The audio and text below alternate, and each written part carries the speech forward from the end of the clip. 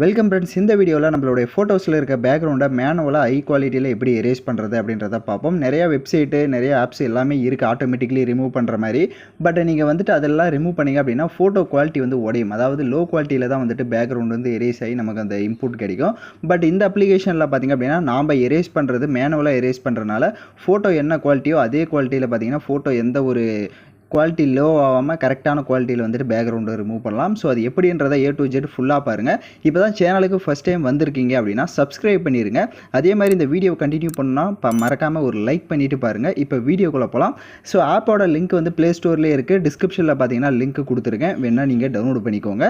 So next பார்த்தீங்கன்னா இந்த application open பண்ணிங்கன்னா உங்களுக்கு சிம்பிளாக இந்த மாதிரி தான் வந்துட்டு இருக்கும். அதில் லோடிய ஃபோட்டோ அப்படின்ற ஒரு ஆப்ஷன் இருக்கும். ஸோ அதை செலக்ட் பண்ணிங்கன்னா கேலரி ஓப்பன் ஆகும். நெக்ஸ்ட்டு நீங்கள் எந்த ஃபோட்டோவை எரேஸ் பண்ணலான்னு இருக்கீங்களோ அந்த ஃபோட்டோவை செலக்ட் பண்ணிக்கோங்க.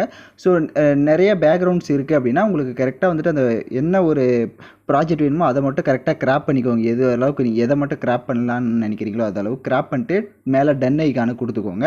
ஸோ இப்போ கீழே பார்த்தீங்க அப்படின்னா உங்களுக்கு நிறைய ஆப்ஷன்ஸ் வந்து இருக்கும். Magic, repair, zoom, auto colour அப்படின்றதெல்லாம். ஸோ இதில் மேனுவல்னு இருக்கும். ஸோ அதை செலக்ட் பண்ணிவிட்டு ப்ரஷ்ஷோட சைஸ் பார்த்தீங்க அப்படின்னா ஓரளவுக்கு நீங்கள் வந்துட்டு ஜூம் பண்ணிக்கோங்க. இப்போ ஃபோட்டோவை ஜூம் பண்ணுங்கள். ஸோ இப்போ நான் எப்படி எரேஸ் பண்ணுறேனோ அந்த மாதிரி எரேஸ் பண்ணுங்கள். ப்ரஷ்ஷோட சைஸ் வந்துட்டு அதுக்கேற்ற மாதிரி நீங்கள் இன்க்ரீஸ் பண்ணிக்கோங்க. ஏன்னா பேக்ரவுண்டு நம்ம ஃபோட்டோ கொஞ்சம் பக்கம் இருக்கிறப்ப தான் நமக்கு வந்துட்டு அக்யூரேட்டாக எரேஸ் பண்ணணும். ஸோ அதனால் மீதி பேலன்ஸ் எல்லாமே ப்ரஷ்ஷை வந்துட்டு நல்லா இது பண்ணி ப்ரஷ்ஷோட சைஸ் இன்க்ரீஸ் பண்ணி செட் பண்ணிக்கோங்க. நெக்ஸ்ட் இது மாதிரி ஃபோட்டோ மேலே வச்சு இப்போ நான் எரேஸ் பண்ணுறத மாதிரி கரெக்டாக வந்து எரேஸ் பண்ணுங்கள். நெக்ஸ்ட்டு நீங்கள் நல்ல ஃபோட்டோஸை ஜூம் பண்ணிங்க அப்படின்னா உங்களுக்கு இந்த மாதிரி வந்துட்டு அக்யூரேட்டாக வந்துட்டு இந்த பேக்ரவுண்ட் எரேஸ் பண்ணுற மாதிரி வந்துடும். ஸோ அதெல்லாம் பார்த்து எரேஸ் பண்ணுங்கள். இதில் வந்து டைம் எடுக்கும். பட் எரேஸ் பண்ணிட்டீங்க அப்படின்னா உங்களுக்கு வந்துட்டு நீங்கள் எக்ஸ்போர்ட் பண்ணுறப்ப உங்களுக்கு ஹை குவாலிட்டியில் பார்த்தீங்கன்னா பேக்ரவுண்ட் எரேஸ் ஆகிருக்கும்.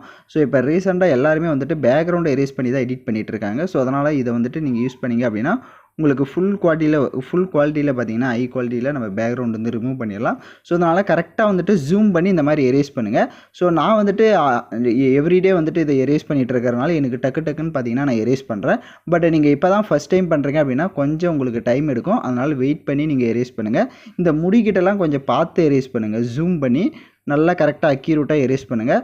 அப்போ தான் கரெக்டாக இருக்கும். நீங்கள் எதாவது தெரியாமல் இப்படி எரேஸ் பண்ணிட்டீங்க அப்படின்னா இங்கே கீழே ரிப்பேர்னு ஒரு ஆப்ஷன் இருக்கும். ஸோ அதை செலக்ட் பண்ணிவிட்டு மறுபடியும் நீங்கள் வந்துட்டு அதாவது நீங்கள் தெரியாமல் அழிச்சதை இந்த மாதிரி மறுபடியும் ரிப்பேர் பண்ணிக்கோங்க. மறுபடியும் மேனுவலை கொடுத்துட்டு மறுபடியும் எரேஸ் பண்ண ஸ்டார்ட் பண்ணிடுங்க.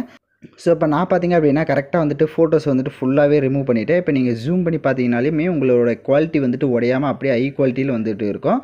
ஸோ இப்போ பார்த்தீங்கன்னா உங்களுக்கு தெரியும் நான் பேக்ரவுண்ட் வந்து கரெக்டாக வந்துட்டு எரேஸ் பண்ணியிருக்கேன். ஸோ நீங்களும் கரெக்டாக அந்த மாதிரி எரேஸ் பண்ணிக்கோங்க. ஸோ இப்போ நீங்கள் ஃபோட்டோஸை கரெக்டாக எரேஸ் பண்ணிட்டீங்க அப்படின்னா மேலே டன் ஐக்கான் இருக்கும். ஸோ அதை கொடுத்து டன் பண்ணிவிட்டு கீழே பார்த்தீங்கன்னா உங்களுக்கு நிறையா வந்துட்டு இது வந்து அக்யூரேட்டாக வந்துட்டு பண்ணுற மாதிரி எரேஸ் பண்ணுற மாதிரி கேட்கும். நீங்கள் ஒவ்வொன்றுமே இன்க்ரீஸ் பண்ணி பார்த்தீங்கன்னா தெரியும் அந்த ஃபோட்டோவோட சைடு ரொம்ப மைன்யூட் அளவில் இருக்கிறத எரேஸ் பண்ணுறது அளவுக்கு கேட்கும். ஸோ உங்களுக்கு எந்த இதில் வேணுமோ நீங்கள் அதை வந்துட்டு கரெக்டாக கொடுத்துட்டு மேலே பார்த்தீங்கன்னா சேவ் ஐக்கான் இருக்கும். அதை கிளிக் பண்ணி ஃபினிஷிங் கொடுத்துட்டிங்க அப்படின்னா உங்களோட இமேஜ் வந்து இப்போ பிஎன்ஜியாக வந்துட்டு நம்ம பேக்ரவுண்ட் வந்து ரிமூவ் பண்ணி கரெக்டாக எடிட் பண்ணியிருப்போம். ஸோ அவ்வளோதான், சிம்பிளாக வந்துட்டு நம்ம எரேஸ் பண்ணியாச்சு. ஸோ இதை வந்துட்டு நீங்கள் எந்த வீடியோஸ்க்கு வேணாலும் எடிட் பண்ணிங்க அப்படின்னா ஹை குவாலிட்டியில் உங்களோட ஃபோட்டோஸ் வந்து இருக்கும். ஸோ யாரெல்லாம் கரெக்டாக ஃபோட்டோஸ் வந்து ரிமூவ் பண்ணிக்கலாம் அவங்களாம் மறக்காமல் கமெண்ட் செக்ஷனில் ஒரு கமெண்ட் பண்ணிவிட்டு போங்க. ஸோ இந்த வீடியோ பிடிச்சிருந்தால் லைக் பண்ணுங்கள், ஷேர் பண்ணுங்கள், சப்ஸ்கிரைப் பண்ணிடுங்க. தேங்க்யூ ஃபார் வாட்சிங் திஸ் வீடியோ.